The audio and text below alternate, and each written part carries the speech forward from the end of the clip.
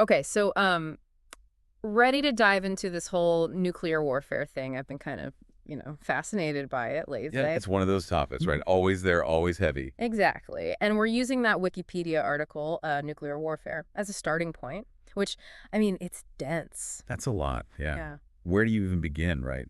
What specifically caught your eye? Anything unexpected in there? Well, I mean, everyone knows it's about like huge bombs and destruction. Yeah, that's the basic image. But what Wikipedia really emphasized to me was the strategy side. Like, this isn't just about the weapons themselves. Oh, absolutely. It's right there in the definition. A military conflict or political strategy that deploys nuclear weaponry. It's the strategy part that makes it so different from anything else. Right, because, like, regular bombs, awful as they are, it's straightforward. This is dot different. Because the stakes are so high, the potential consequences are unlike anything else in human history. Exactly.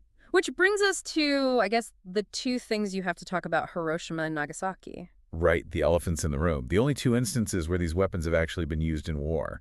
Which, I mean, is kind of crazy in its own way that it's only been those two times, but also terrifying. Like, Okay. it happened. And Wikipedia does a good job, I think, of laying out the sheer scale of it. Hundreds of thousands of people Yeah. just gone instantly. It's mind-boggling. Like, can you imagine, though, being alive before that?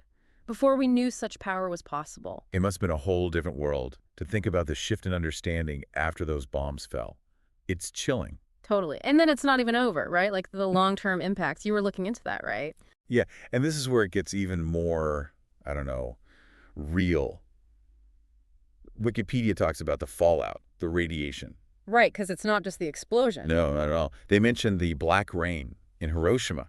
Imagine surviving the initial blast and then this thick, oily, radioactive rain starts falling. Oh, God. I hadn't thought about that. And then the long-term health effects. Increased cancer rates for survivors decades later, the environmental damage that impacts generations. It's heavy stuff. It's like a ghost that lingers for, well, forever, practically. It makes you think this isn't just history, is it? This shapes how the world works, even now. Oh, absolutely. The fear of those long-term effects, it plays a huge role in international relations, policy decisions, everything. It's this dark cloud that hangs over everything. It's heavy stuff, for sure. And I guess the big question is, did it work? This whole MAD thing. Did it actually prevent a bigger conflict? Right. Did mutually assured destruction actually work? I mean, it's the question, isn't it? And honestly, there's no easy answer, is there? Wikipedia mentions, like, there were these close calls even during the Cold War, false alarms, near launches because of technical glitches. It's scary to think about. Oh, totally. Like, how close did we actually come to? Exactly. So did we avoid a larger nuclear war because of M8, or did we just get lucky? It's something historians still debate.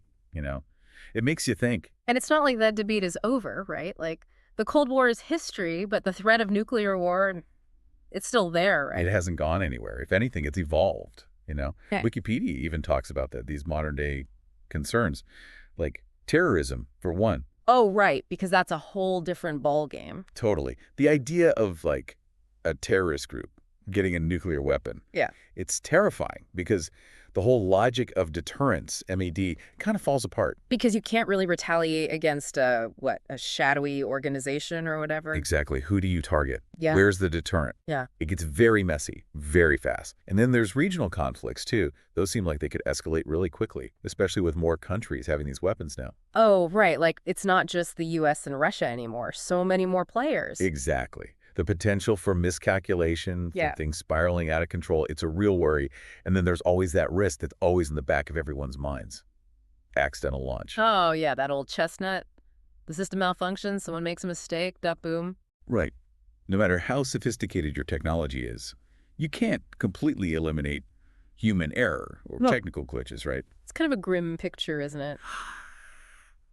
So what now? Are we just stuck with this threat forever? Is there any hope for disarmament? Well, there is some hope. Wikipedia does mention these disarmament efforts, treaties to reduce nuclear stockpiles, which, I mean, that's something, right? Shows that there's a desire for peace, a recognition of how bad things would be if... If it happened again. Yeah. Exactly. But then at the same time, you see this reluctance to give up these weapons completely because they represent power, right? Even if it's terrifying power.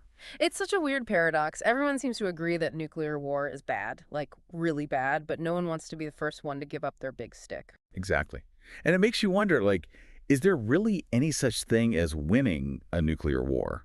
Or is it always just a loss for everyone? It's crazy, right? Like, we're talking about bombs and missiles, but it's so much bigger than that. This whole nuclear thing, it's everywhere. Oh, it's totally woven into the fabric of the world, isn't it? Military strategy, global politics, the environment, even our culture. Right, like you can't escape it. Movies, books, music. There's always this like undercurrent of nuclear anxiety. Totally. It's like this shared fear, this paranoia almost, that seeped into our collective consciousness. Artists have been grappling with it for decades. It's fascinating in a way how this one issue shows up in so many different forms. So as we kind of wrap up our little Wikipedia deep dive here, was there anything that really stood out to you from all this? Yeah, definitely. I mean, first, just the sheer scope of it all. Yeah. Like we said, it's not just about the weapons themselves, it's how they've reshaped the entire world, how nations act, the decisions they make. It's all colored by this knowledge that this power exists. Right, like it's always there, looming in the background. Exactly. And then the other thing that really struck me was the moral complexity of it all. Like, there are no easy answers when it comes to nuclear weapons, are there? It feels like a no-win situation almost. Right. Disarmament seems like the obvious goal, but how do you actually get there? How do you convince countries to give up this ultimate power, even if it's a power rooted in fear and destruction? It makes you feel kind of helpless. Like, what can one person even do about something this big and scary? And that's where I find a glimmer of hope, actually, because, you know, even though it might feel small, individual action does matter. Public opinion, activism, having informed discussions like we are right now, these things have an impact over time. So it's not hopeless. Not at all. The more we understand about nuclear weapons, the more we can push for a safer world. Knowledge is power, right? Even when we're talking about the most destructive power on Earth. It's a good reminder that we're not just along for the ride, I guess. So as we leave our listeners with all of this to ponder, is there a final thought, a question maybe, that we can leave them with, something to keep them thinking about all this? I think the question that keeps coming back to me is this. In a world where this power exists, where we've unlocked the ability to destroy ourselves many times over, what does it mean to be responsible? Responsible as individuals, as nations, as a species that now holds its fate in its hands? It's a big question. It is, but it's one we have to keep asking ourselves, don't we? Because the answer matters. It matters more than ever. Couldn't agree more. Well, on that note, folks, we'll leave you to ponder that one. Until next time, keep asking the big questions.